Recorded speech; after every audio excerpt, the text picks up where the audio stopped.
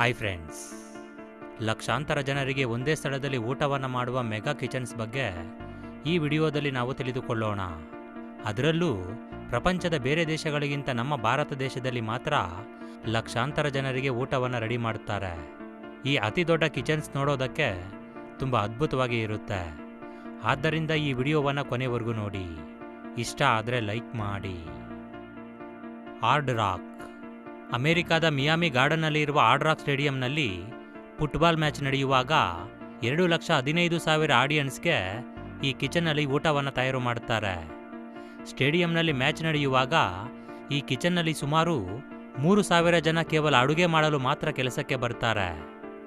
Match start ಆಗೋದಕ್ಕಿಂತ 36 ಗಂಟೆಗಳ ಮುಂಚೆನೇ ಇವರು ಅಡುಗೆ ಮಾಡಲು ಸ್ಟಾರ್ಟ್ ಮಾಡ್ತಾರೆ. ಇಲ್ಲಿ ಇವರು 10,000 ಹಾಟ್ ಡಾಗ್ಸನ್ನು ರೆಡಿ ಮಾಡ್ತಾರೆ, 35,000 ಪಿಜ್ಜಾ ಮಾಡ್ತಾರೆ, 40,000 ಪಾಪ್ಕಾರ್ನ್ ಬಾಕ್ಸನ್ನು ತಯಾರು ಮಾಡ್ತಾರೆ, 25,000ಕ್ಕಿಂತ ಹೆಚ್ಚು ಬರ್ಗರ್ಸನ್ನು ತಯಾರು ಮಾಡ್ತಾರೆ. ಈ ರೀತಿ 2,15,000 ಜನರಿಗೆ ತಿಂಡಿಗಳನ್ನು ರೆಡಿ ಮಾಡ್ತಾರೆ. ಅದನ್ನು ಪ್ರಾಪರ್ ಆಗಿ ಪ್ಯಾಕ್ ಮಾಡಿ ಸ್ಟೇಡಿಯಂನಲ್ಲಿರುವ 26 ಫುಡ್ ಕೋರ್ಟ್ಗಳಿಗೆ ಕಳಿಸ್ತಾರೆ. ಇಲ್ಲಿಗೆ ಇವರ ಕೆಲಸ ಮುಗಿಯೋದಿಲ್ಲ. ಮ್ಯಾಚ್ ಸ್ಟಾರ್ಟ್ ಆಗೋದಕ್ಕಿಂತ 2 ಗಂಟೆ ಮುಂಚೆನೇ ಆಡಿಯನ್ಸನ್ನು ಒಳಗಡೆ ಬಿಡ್ತಾರೆ. ಈ ರೀತಿ ಆಡಿಯನ್ಸ್ ಒಳಗೆ ಬಂದ ತಕ್ಷಣ ಅವರಿಗೆ ಬೇಕಾದ ತಿಂಡಿಗಳನ್ನು ಫುಡ್ ಕೋರ್ಟ್ನಲ್ಲಿ ತೆಗೆದುಕೊಳ್ಳಲು ಸ್ಟಾರ್ಟ್ ಮಾಡ್ತಾರೆ. ಯಾವ ತಿಂಡಿ ವೇಗವಾಗಿ ಸೇಲ್ ಆಗುತ್ತೋ ಅದನ್ನು ಮತ್ತೆ ಪ್ರಿಪೇರ್ ಮಾಡಲು ಸ್ಟಾರ್ಟ್ ಮಾಡ್ತಾರೆ.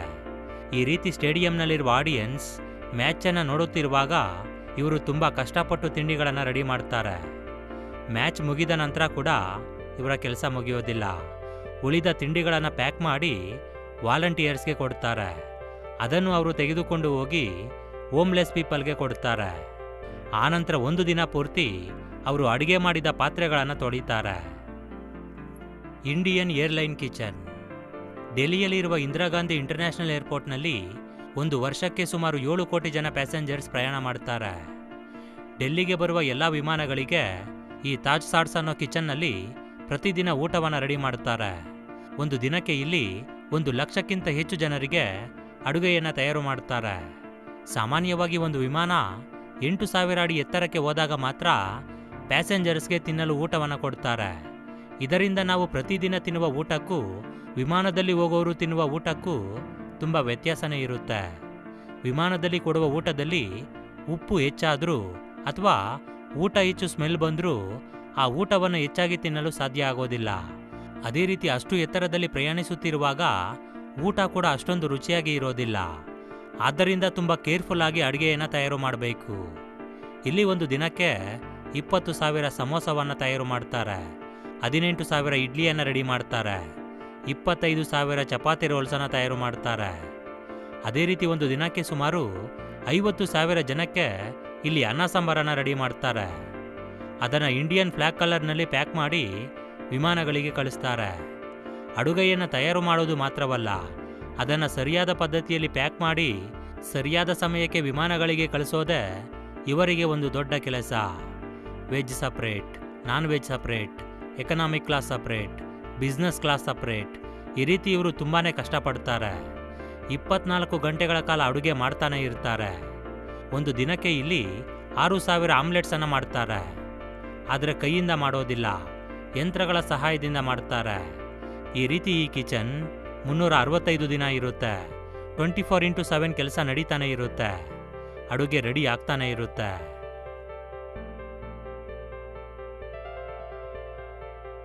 Indian temples. ಪ್ರಪಂಚದ ಬೇರೆ ಯಾವ ದೇಶಗಳಲ್ಲಿ ಇಲ್ಲದೇ ಇರುವಂತಹ ವಿಶೇಷ ನಮ್ಮ ದೇಶದಲ್ಲಿ ಇದೆ. ಅದೇ ಅನ್ನದಾನ.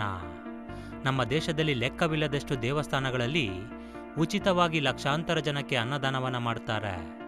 ಸಾವಿರಾರು ಜನ ಅಡುಗೆ ಮಾಡುವವರು ಸೇರಿ ಶ್ರದ್ಧಾ ಭಕ್ತಿಗಳಿಂದ ಅಡುಗೆಯನ್ನು ತಯಾರು ಮಾಡ್ತಾರೆ, ಲಕ್ಷಾಂತರ ಜನಕ್ಕೆ ಬಡಿಸ್ತಾರೆ. ಇಂತಹ ದೇವಸ್ಥಾನಗಳು ಭಾರತ ದೇಶದಲ್ಲಿ ತುಂಬ ಇವೆ. ಉದಾಹರಣೆಗೆ ನಮ್ಮ Dharmasthala, Tirumala Tirupati, Sringeri, golden temple, Jagannath temple, ISKCON temple. ಈ ರೀತಿ ನಮ್ಮ ಭಾರತ ದೇಶದಲ್ಲಿ ಲೆಕ್ಕವಿಲ್ಲದಷ್ಟು ದೇವಸ್ಥಾನಗಳಲ್ಲಿ ಅನ್ನದಾನವನ್ನು ಲಕ್ಷಾಂತರ ಜನಕ್ಕೆ ಮಾಡ್ತಾರೆ. ದೊಡ್ಡ ದೊಡ್ಡ ಪಾತ್ರೆಗಳಲ್ಲಿ ಅನ್ನವನ್ನು ಮಾಡ್ತಾರೆ, ಸಾಂಬಾರನ್ನು ಮಾಡ್ತಾರೆ. ನೀವು ಯಾವ ಯಾವ ದೇವಸ್ಥಾನಗಳಲ್ಲಿ ಊಟವನ್ನು ಮಾಡಿದ್ದೀರಾ ಅಂತ ಖಂಡಿತ ಕಮೆಂಟ್ ಮಾಡಿ.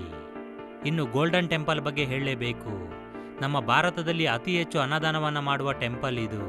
ಇವರು ಪ್ರತಿದಿನ 1,00,000 ಜನಕ್ಕೆ 3 ಟೈಮ್ ಊಟ ಹಾಕ್ತಾರೆ. ಇಲ್ಲಿ ಯಾರು ಬೇಕಾದರೂ ಊಟವನ್ನು ತಿನ್ನಬಹುದು. ಕುಲ ಮತ ಜಾತಿಗಳ ಸಂಬಂಧವೇ ಇಲ್ಲ. ಈ ದೇವಸ್ಥಾನಕ್ಕೆ ಬರುವ ಭಕ್ತರೇ ಇಲ್ಲಿ ತುಂಬ ಅಡುಗೆಗಳನ್ನು ತಯಾರು ಮಾಡುತ್ತಾರೆ. ತಯಾರು ಮಾಡೋದಕ್ಕೆ ಸಹಾಯ ಕೂಡ ಮಾಡ್ತಾರೆ. ಆದ್ದರಿಂದ ಈ ಒಂದು ಕಿಚನ್ಗೆ world largest community free kitchen ಅಂತ Guinness book of world record ಕೂಡ ಸಿಕ್ಕಿದೆ.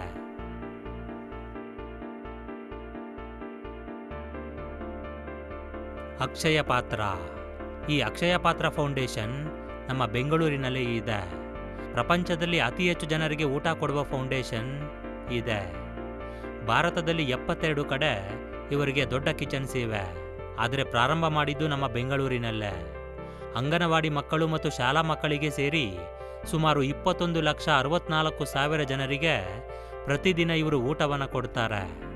ನಮ್ಮ ಬೆಂಗಳೂರಿನಲ್ಲಿರುವ ಕಿಚನ್ನಲ್ಲಿ ಸುಮಾರು 71,000 ಜನಕ್ಕೆ ಊಟವನ್ನು ತಯಾರು ಮಾಡ್ತಾರೆ. ಅದನ್ನು ಈ ರೀತಿ ಪಾತ್ರೆಗಳಲ್ಲಿ ಪ್ಯಾಕ್ ಮಾಡಿ 509 ಸ್ಕೂಲ್ಗಳಿಗೆ ಅದನ್ನು ಸಪ್ಲೈ ಮಾಡ್ತಾರೆ. ಇವರು ಮಾಡುವ ಪ್ರತಿ ಅಡುಗೆಯಲ್ಲಿ ಕ್ವಾಲಿಟಿಯನ್ನು ಮೇಂಟೈನ್ ಮಾಡ್ತಾರೆ. ಹೈಜಿನಿಕ್ ಆಗಿ ತಯಾರು ಮಾಡ್ತಾರೆ. ಪ್ರತಿ ಬಾರಿ ಅವರು ತಯಾರಿಸಿದ ಊಟವನ್ನು ಟೆಸ್ಟ್ ಮಾಡ್ತಾರೆ. ಇದು ಒಂದು ನಾನ್ ಪ್ರಾಫಿಟ್ ಆರ್ಗನೈಸೇಷನ್. ಜನರು ಮಾಡುವ ಡೊನೇಷನ್ನಿಂದ, ಸರ್ಕಾರದಿಂದ ಸಿಗುತ್ತಿರುವ ಸಹಾಯದಿಂದ ಕಳೆದ 23 ವರ್ಷಗಳಿಂದ ಇವರು ಈ ಕೆಲಸವನ್ನು ಮಾಡ್ತಾನೆ ಬಂದಿದ್ದಾರೆ. ಓಣಂ ಫೆಸ್ಟಿವಲ್. ಕೇರಳದಲ್ಲಿ ಓಣಂ ಹಬ್ಬವನ್ನು 10 ದಿನಗಳವರೆಗೆ ಆಚರಣೆ ಮಾಡ್ತಾರೆ. ಕೇರಳದಲ್ಲಿರುವ ವಿನಾಯಕ ಕ್ಯಾಟರರ್ಸ್ನಲ್ಲಿ ಸುಮಾರು 1.5 ಲಕ್ಷ ಜನರಿಗೆ ಓಣಂ ಹಬ್ಬದ ಊಟವನ್ನು ತಯಾರು ಮಾಡಿ ಕೊಡ್ತಾರೆ. ಇಷ್ಟು ಜನರಿಗೆ ಊಟವನ್ನು ತಯಾರು ಮಾಡಬೇಕು ಅಂದರೆ ಯಂತ್ರಗಳು ಖಂಡಿತ ಬೇಕು. ಆದರೆ ಇವರು ಯಾವುದೇ ಕಾರಣಕ್ಕೂ ಯಂತ್ರಗಳನ್ನು ಬಳಸೋದಿಲ್ಲ. ಸಾಂಪ್ರದಾಯ ಪದ್ಧತಿಯಲ್ಲಿ ತಮ್ಮ ಕೈಗಳಿಂದಲೇ ಎಲ್ಲ ಅಡುಗೆಗಳನ್ನು ತಯಾರು ಮಾಡ್ತಾರೆ. ಈ ರೀತಿ ತಯಾರಾದ ಊಟವನ್ನು ಪಾತ್ರೆಗಳಲ್ಲಿ ತುಂಬಿಸಿ ದೇವಸ್ಥಾನಗಳಿಗೆ ಕಳಿಸ್ತಾರೆ.